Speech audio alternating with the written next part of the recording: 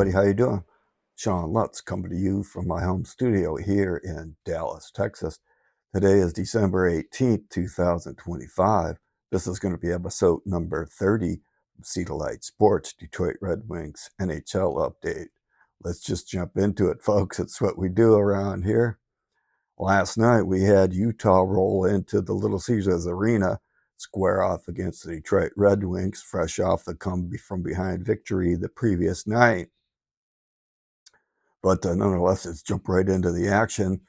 In the first period, there was no action, folks. It was no scoring in there. I didn't like the way we played. We started off there. We didn't seem like our heart was into it, but we had a couple of chances. It just didn't look too good. I didn't have a good feeling about this game, but nonetheless, I'll take 0-0 after 20 minutes of play at home any day of the week. But nonetheless, let's just move on right into the second period quickly, bam, here we go. We had Keller at the 144 mark give Utah the 1-0 lead early, and this is a Cardinal sin goal, folks. And then Simon Edmondson got caught puck watching there. A little bit soft coverage on the D there.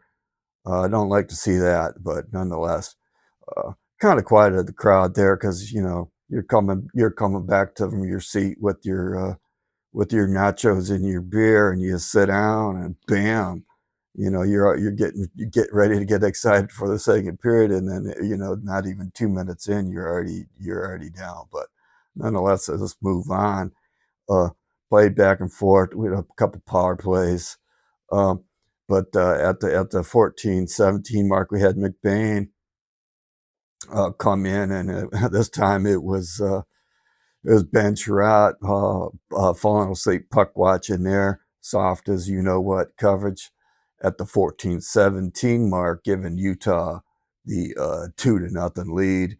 This stayed till the end of the period, where 2-0 to begin the third period. Moving on into the third period here, seeing if the Wings can stage a third period comeback like we did the night before. But here we go. At the 9:55 mark, Finney on the power play. Finally, the Wings strike, and it's Finney on the power play at 9:55, cutting that lead in half with 2-1 at this point. But that didn't last that long. About 5 minutes later, you have Guthner come in and, kill the comeback, if you will, giving that 2-goal lead back to Utah, quieting the crowd and quieting the comeback hopes, at least for me. I just didn't feel it this game. But nonetheless, 31 seconds later, bang, Steinland at 16:23. That's 4-1. 31 fucking seconds. Man, that really chaps my hide, folks. 31 seconds after getting scored, I got palm, bam, bam, just like that, 4-1. That was the final. That's all I'm going to say about that. There's just a couple of things that really chap me on this one is, good teams don't make these kind of mistakes. It happens, but, the soft coverage like that, I mean, Sherratt and Evanson may as well pull up a lawn chair there and watch these guys tap in some. I mean, they just fell asleep. Our feet were in mud, it seemed like at times. Our power play went stagnant. But in this league, you don't win many games where you score score one goal. You're not going to win many hockey games in the NHL winning 1-0. That's for damn sure. But yeah, that bummed me. That softest coverage, and then the 31 seconds apart goals, quick like that, bam, bam, and then the Cardinal sin goal to start the second period in there in the opening 2 minutes. You don't want to do that. But let's just move on and quickly look at the other scores. There wasn't a lot of action last night, but you had Florida over LA 3-2. You had St. Louis over Winnipeg 1-0, Carolina over Nashville 4-1, and New Jersey over Las Vegas 2-1 in a shootout. Make note of that Carolina, not I'm sorry, not Carolina, the St. Louis Winnipeg game that Jonathan Bergen made. He did make his debut. He was wearing number 29. Uh, I think he played maybe 13 minutes or something like that. He didn't really stand out, but he didn't look that bad. But I did notice they do have St. Louis had, pardon me, St. Louis has a couple of our other wings on their roster with Fabry, Prius Suter, and Sundquist. Just wanted to make note of that. Former Red Wings on St. Louis Blues. But let's just move on into the schedule. It's going to be pretty packed. Um, that loss last night, it didn't really, no harm, no foul really in the standings, which we'll see here in a sec. But there was hardly any teams in the East playing last night, but they're going to play tonight and they're going to play tomorrow and then Saturday. But here we go. It's a project for the East anyway. Here we go. We're going to have Edmonton at Boston, Chicago at Montreal, Pittsburgh at Ottawa, LA at Tampa, Toronto at Washington, Minnesota at Columbus, Philadelphia at Buffalo, New York Rangers at St. Louis, Seattle at Calgary, and Dallas at San Jose. That's a lot of Eastern Conference teams playing tonight. So these standings are going to be shuffling around a bit. Let's make note that our Wings next game is going to be Saturday against the Washington Capitals in a home-to-home on Saturday and Sunday, both day games. So, we're going to play at Washington Saturday and turn around, come right back home, play at Little Caesars on Sunday. Both day games on NHL Network.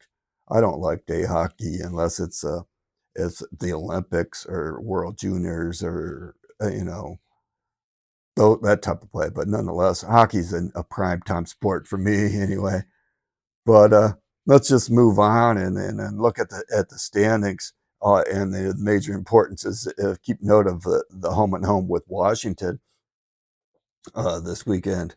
But here we are in the Atlantic Conference where Detroit's like I said, no harm, no foul. We didn't drop, but then again, nobody played hardly in the East.